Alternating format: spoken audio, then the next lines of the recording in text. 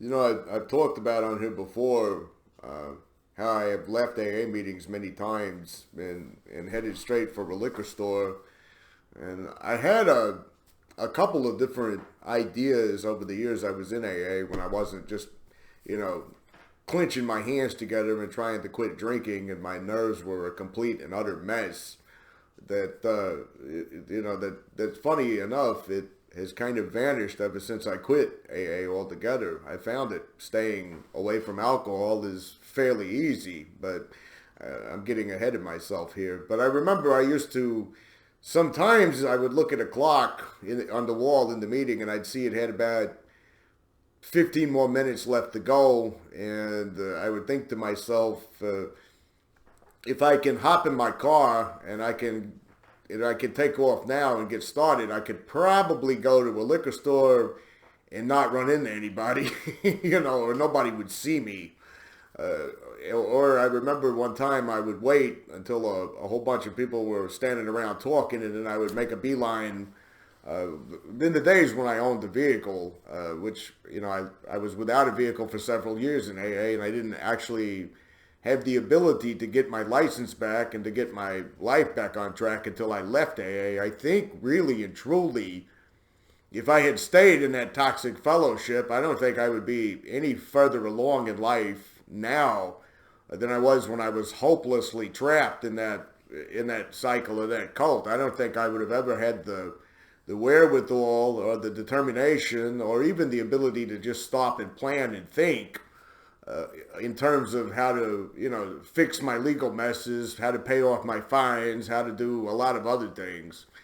But I would make a beeline for my car and I'd head straight to a liquor store, like that kind of situation. And in retrospect, looking back on it, I never ever remember or recall a single AA meeting ever talking about how to deal with cravings other than, to pray, to call somebody, to go to a meeting, to do all these other things that simply didn't do any good for me at all. And I remember somebody sharing in a meeting one time that they had actually got down on the floor. Now I hope that they're not telling the truth when they said this, and I hope nobody else that tried this, but they said they got down on the floor and they were slamming their head into the floor, asking their higher power to take away the cravings. Of course, I never actually did something like that. Most of the time, during the decade, a little over a decade, that I struggled with the addiction problem in the rooms of Quackaholics Anonymous, I generally would have a little period of time where I was feeling pretty good about myself and kind of feeling a little bit better.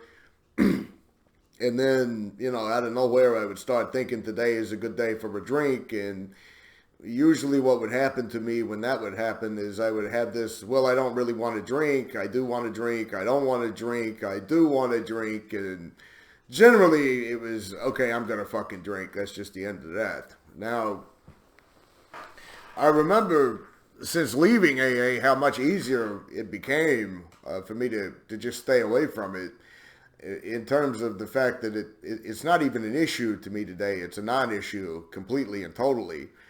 And I can't say for sure if it was, just getting away from well, I know a big helping part of it was getting away from the toxicity of the cult religion, because that's all you hear about in AA meetings. You hear about drinking, you talk about drinking, you talk about praying, you talk about how you're a terrible human being because you think about drinking, and on and on and on. When I didn't have that litany of programmed voices in my head all the time, it did become a lot easier for me to finally kick the habit.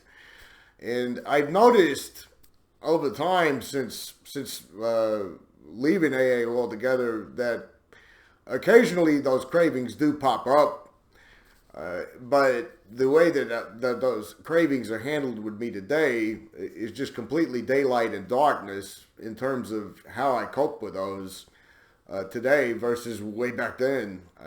For one thing, cravings don't really seem to have the power that they used to have over me in terms of when normally when I would have a feeling that I needed to take a drink, or that I really could use a drink right now, there was a terrified panic-driven feeling inside of me, like, oh my God, I'm going to end up having a drink, and oh my God, I'm going to end up out there on a bender, and, and the next thing you know, I don't know how bad it's going to get. I bet I'm going to end up in the emergency room again. I don't want to do like this, I don't want to live like this, and then I'd, generally just go buy the bottle and have the drink, and in turn, it would eventually kick off into a bender.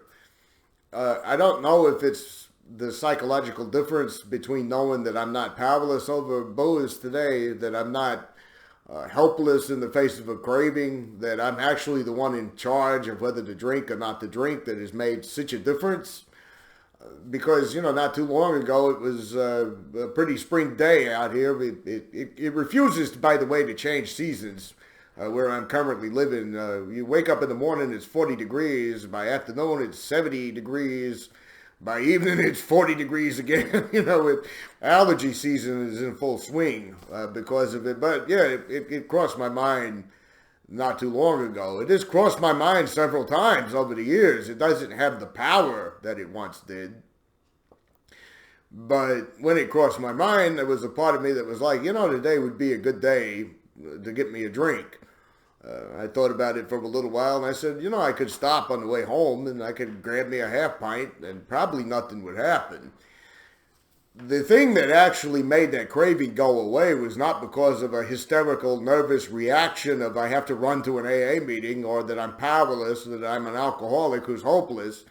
Really and truly, what made it go away was just some simple thinking about it for a minute or two. I said, yeah, but you drink for me, I don't know how everybody else reacts physically, but, and I don't know if this is older age that plays a part in this or not, but I thought to myself, well, yeah, you take a drink, and then, in about 45 minutes to an hour, you're going to start feeling that headachy, groggy kind of feeling that I really don't like any longer. I don't want to feel like that. And I thought, and then, you have kind of that irritated feeling inside. There's a feeling I used to get when I would drink that I never could quite pinpoint what to call it. It was a feeling like somebody had sucked all the fluid out of my head. My eyes would feel just extremely dry. My mouth would feel extremely dry.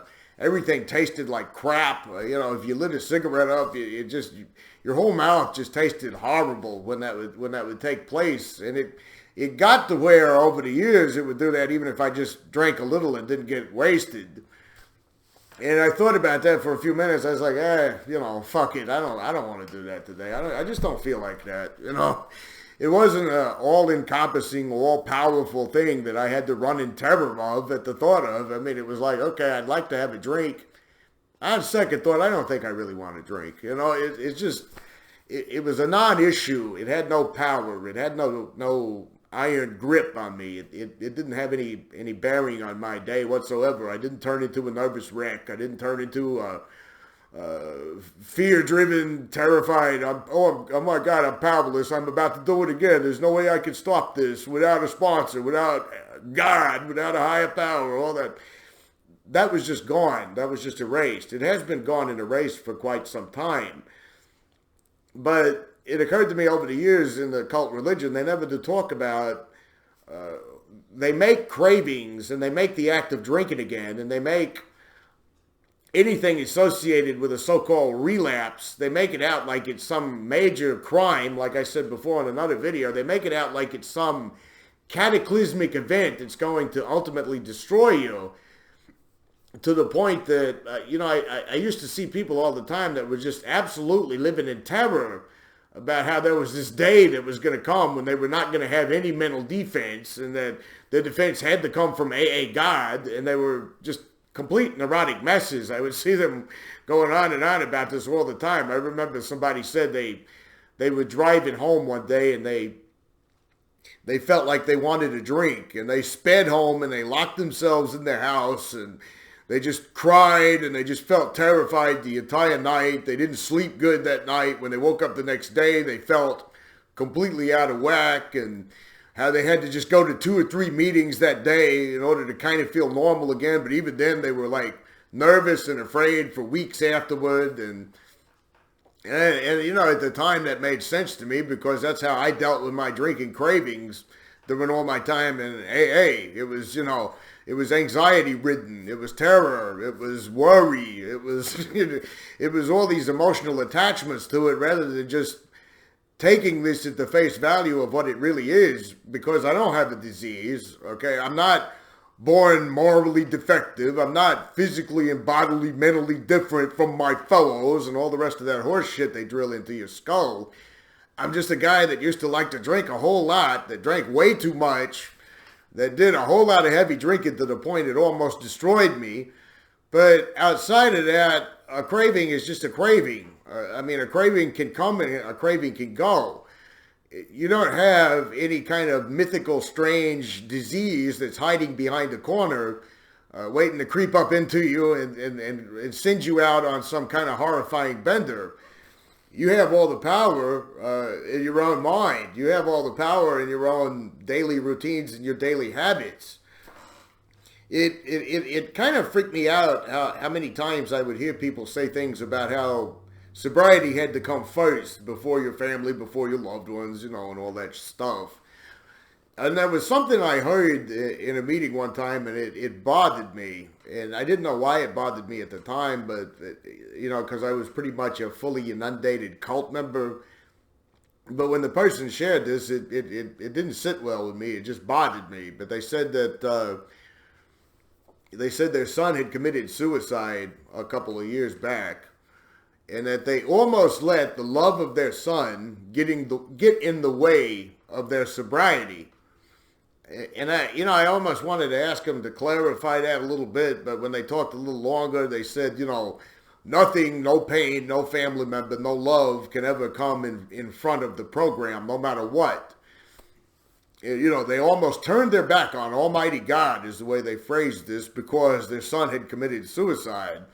And that would have just been the worst thing on earth to have done that, to actually lose your sobriety over the suicide of a kid. And to be honest, even at that time, I was kind of thinking to myself, well, if there's this higher power that's constantly removing the obsession to drink, okay, this all-knowing, all-seeing, all-wise entity, don't you think that power would kind of understand that if you just experienced a devastating loss of a child that died by suicide, don't you think that higher power might have some kind of a grasp or a knowledge to say, well, you just went through this. It's not going to be a crime against you if you need to have a drink this night, or if you need to lapse in terms of this. It just seems strange to me that the way that the person was framing this story, the way that they were putting it through this lens,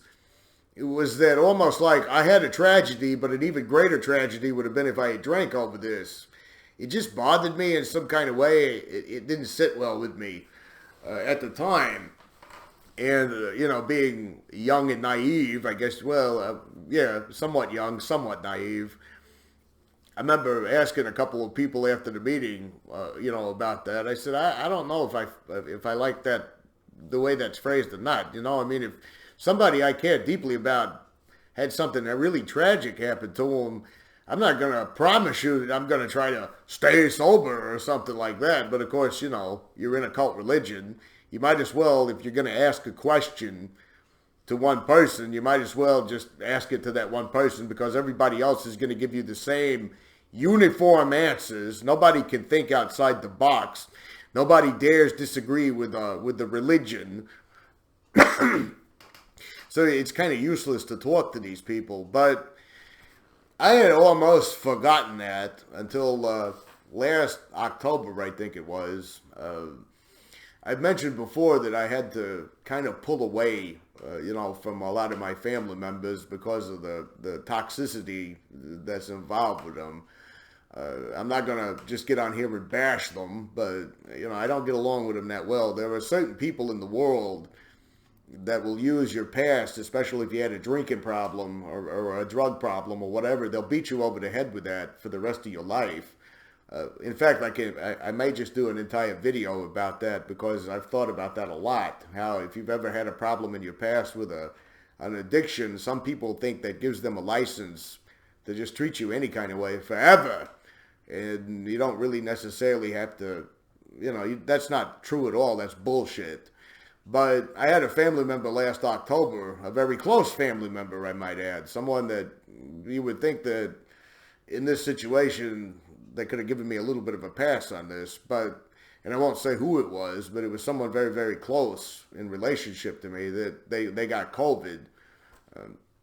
Elderly, well, she's in her 70s now, and it didn't look good. It looked like they were going to have to be put on a ventilator at one point. Didn't kind of look like it was going to make it. I made a long distance phone call back home, and I said, if things are this bad, I mean, if this is really what everybody seems to be terrified it's going to be, I can take some time off work and I can come home, if you need me to do anything or anything like that. Didn't get a lot of warm reception on the phone from another family member I was talking to when it happened, and there's a reason why I'm telling all this. But I got a call back, and I was told, well, we all have decided it would be better if you just don't come, because you'll probably just use this as an excuse to get drunk. You'll probably use this as an excuse to make it, a drunken bender type situation. We didn't even really want you to know that the family member had COVID. So it's just in everybody's best interest that you stay away. And I thought to myself when that happened, I said, I haven't had a drink in a very, very, very long time.